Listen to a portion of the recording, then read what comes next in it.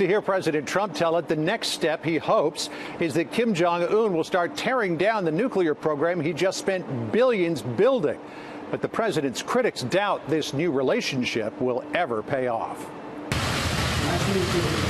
It was a moment for the history books. The first time a sitting U.S. president has met with the leader of North Korea. The road to get here was a long one.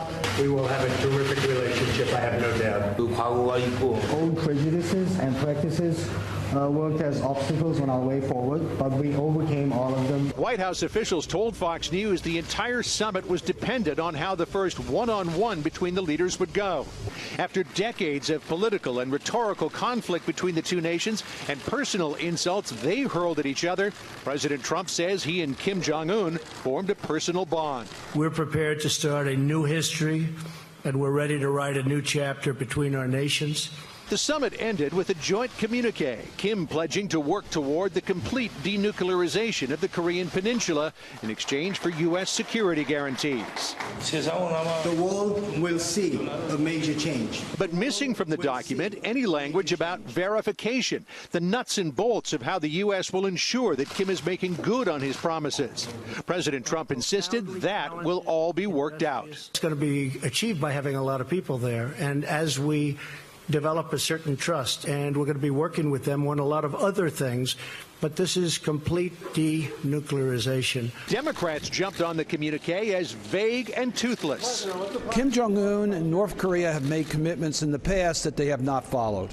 More specific commitments than we've heard during the summit. So you can't take his word for it.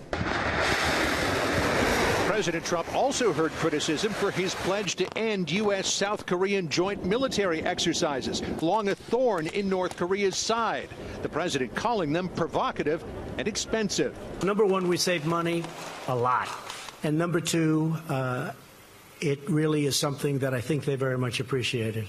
Trump seems to have given away 2 or 3 of the major things that Kim Jong Un wanted. A meeting, the flags next to each other, now no delay of exercises with South Korea without getting anything in return. But President Trump also found praise from British Foreign Secretary Boris Johnson, who said in a statement, "This is an important step towards the stability of a region vital to global economic growth."